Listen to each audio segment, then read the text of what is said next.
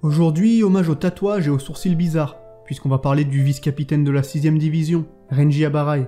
Un personnage majoritairement apprécié par les fans, mais qui divise aussi un petit peu puisque certains ne l'aiment vraiment pas. Soyons clairs dès le début, ceux qui disent que le perso pue la merde ou que son développement est mauvais sont clairement passés à côté de ce qu'il apporte. Il est pour moi l'un des personnages les plus impactants de l'œuvre, notamment avec l'arc Soul Society, dans lequel il nous propose plusieurs moments mémorables ayant grandement participé à l'essor de Bleach. On peut donc ne pas l'apprécier, mais le réduire à un perso de merde sans impact est selon moi vraiment débile, et on va essayer d'expliquer pourquoi ici.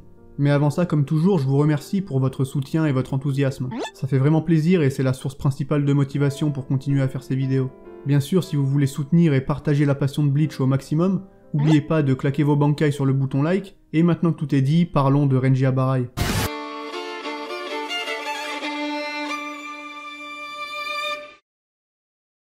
Bon, je pense que j'ai pas besoin d'évoquer le fait qu'encore une fois en termes de design, on est sur de la Kubo Masterclass, donc on va débuter la vidéo en parlant du passé.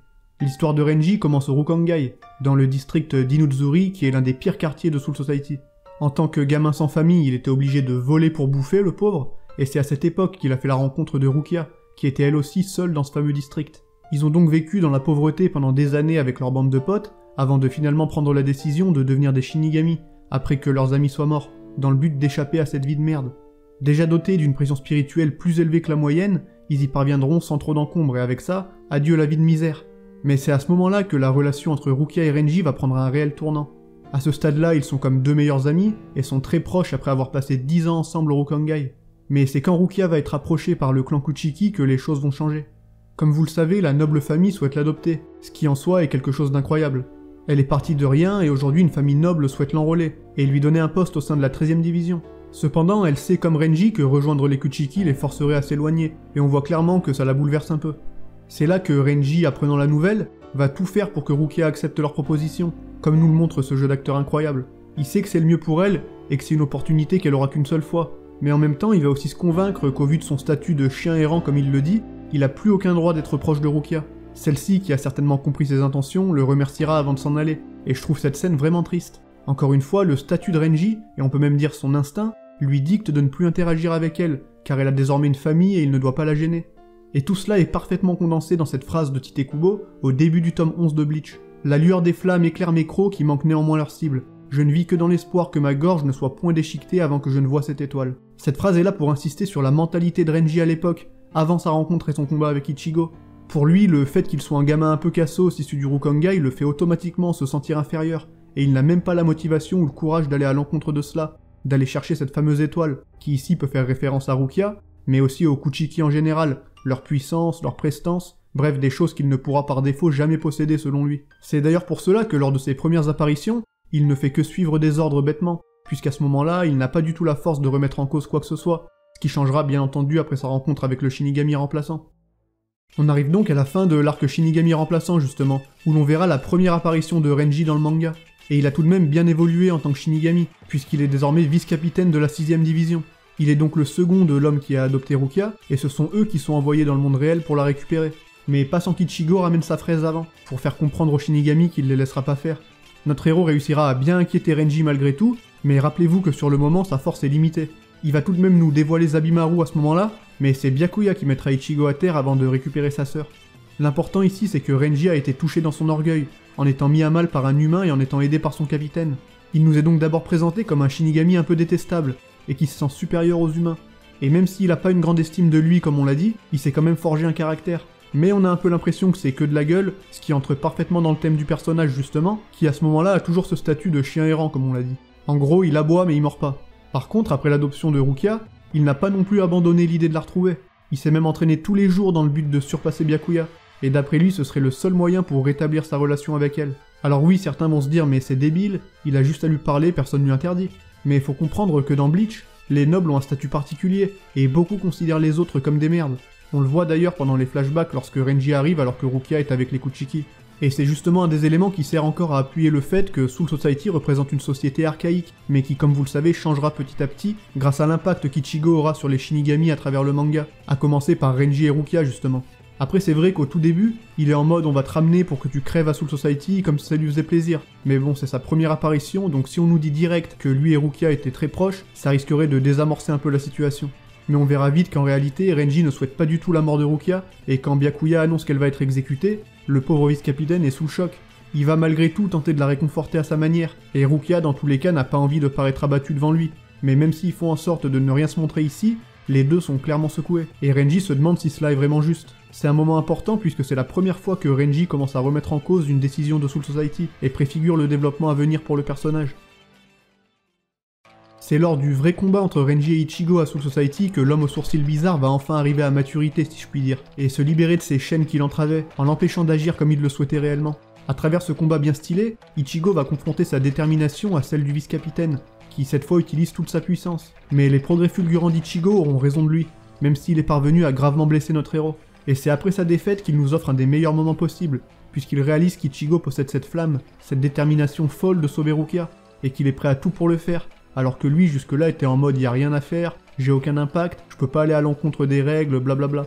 Il fera alors preuve d'une humilité incroyable, en implorant Ichigo de sauver Rukia, mais c'est aussi après ça que le personnage va enfin changer et écouter ses sentiments profonds, pour enfin se détacher de ce statut de chien errant qui lui collait à la peau depuis toujours. On revient du coup sur la fameuse phrase du chien errant et de l'étoile, lorsque Renji, en s'avouant vaincu, se décrit comme un chien qui hurle en regardant une étoile, sans jamais oser essayer de l'atteindre. Et si ça c'est un perso de merde maltraité, bah alors je sais plus quoi vous dire. Ce combat fait partie de ceux qui ont amené Bleach au statut de monument du shonen, et le développement ainsi que les différents liens entre les personnages de l'arc Soul Society sont pour beaucoup l'essence même de Bleach. L'époque où le manga était à son meilleur, justement grâce à ce genre d'histoire, profonde et bien racontée. En plus de ses relations avec Ichigo et Rukia, on peut aussi noter l'importance de son lien avec les autres vice-capitaines, notamment Inamori et Kira. Les trois sont grandement impliqués dans les événements autour de l'exécution de Rukia, et choisiront tous une voie différente dans ce conflit. Le personnage d'Aizen, qui les avait sauvés à l'époque où ils étudiaient à l'académie, les avait en quelque sorte motivés à se dépasser. Et aujourd'hui, ce sont ces manigances qui feront que les trois amis, comme je l'ai dit, prendront parti les uns contre les autres dans ce conflit, qui était bien sûr prévu par Aizen. Et en parlant de prendre parti, c'est après sa défaite et un entraînement intensif où il a rejoint Ichigo que Renji se dressera dans le but avoué de sauver Rukia. C'est d'ailleurs durant cet entraînement qu'il en profitera pour expliquer à notre héros son lien avec elle, et cela nous montre bien que désormais, il a un profond respect envers Goichi, et à partir de là ils sont comme des frères d'armes, même si en apparence ils s'embrouillent sans arrêt. Renji va donc trouver en lui la détermination de se dresser contre les règles et de se battre pour ce qu'il veut protéger, à la manière d'Ichigo. Bon, pour le coup, c'est pas le perso principal, donc c'est sûr qu'il allait pas fumer Byakuya. Mais franchement, ce combat, qu'est-ce qu'il est beau et significatif. Un vrai combat d'homme. Vous le savez, Renji a réussi à atteindre le Bankai après son entraînement, et va donc tenter de se confronter à Byakuya, qui lui représente dans cet arc l'essence même de ces règles de Soul Society. Malheureusement, la détermination seule ne suffira pas face à un adversaire surpuissant, maîtrisant le Bankai depuis bien plus longtemps. Le capitaine va donc écraser son subordonné, lui infligeant une défaite cuisante pour lui faire comprendre que le gouffre qui les sépare est insurmontable. Et ce combat comporte plusieurs passages de grande envergure, notamment celui où Renji semble tétanisé par le Reiatsu de son opposant.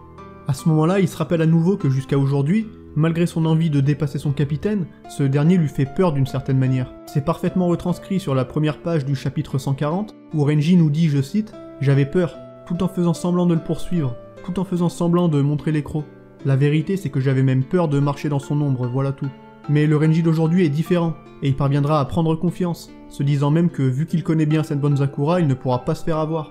Cependant, malgré quelques coups d'éclat, le vice-capitaine n'aura aucune chance face au Bankai de Byakuya.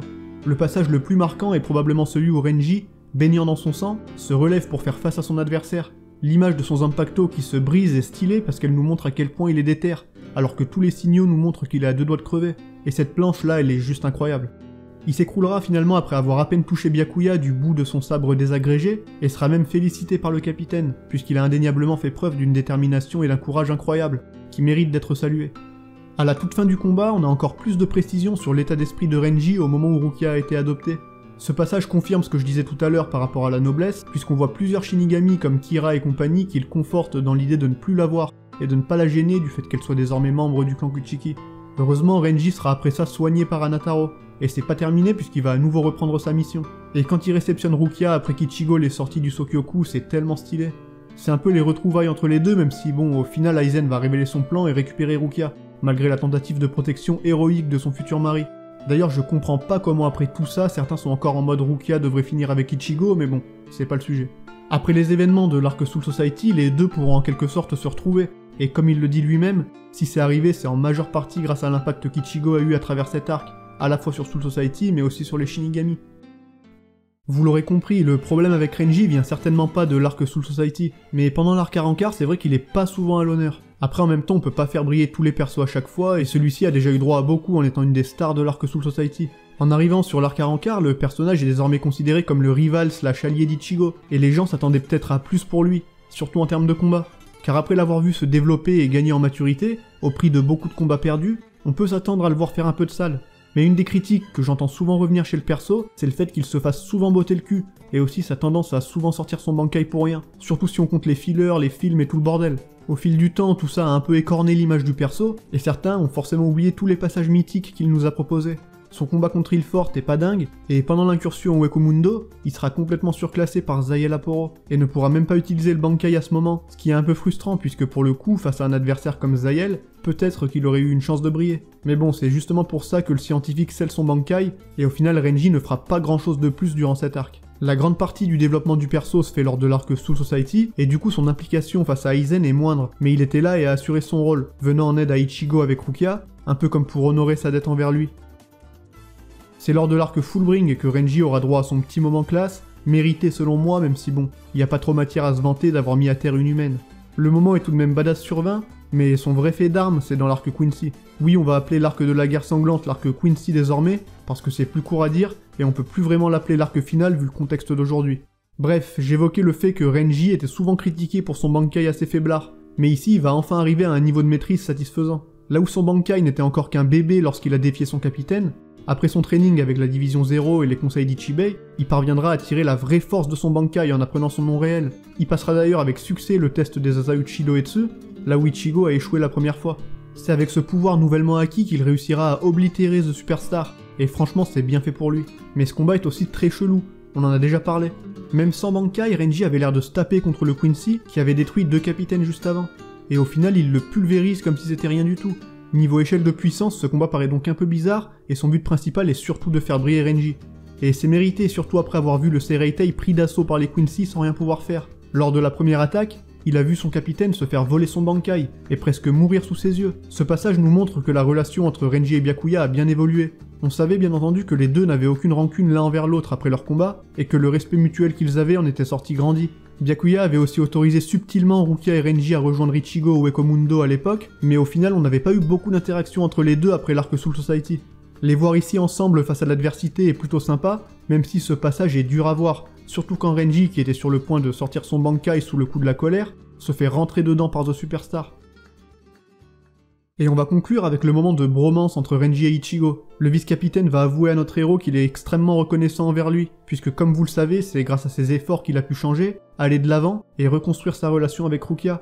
Et même si en termes de rythme, cet arc est un peu chaotique, ce passage reste magnifique à mes yeux, et permet de terminer en beauté. D'abord vu comme un vulgaire humain faible et taré, Ichigo est désormais pour Renji un compagnon irremplaçable qu'il ne laissera jamais tomber. Cette fois, c'est en partie lui qui redonne à Ichigo la motivation de combattre, alors qu'il venait de perdre tout espoir, et ça c'est quand même beau.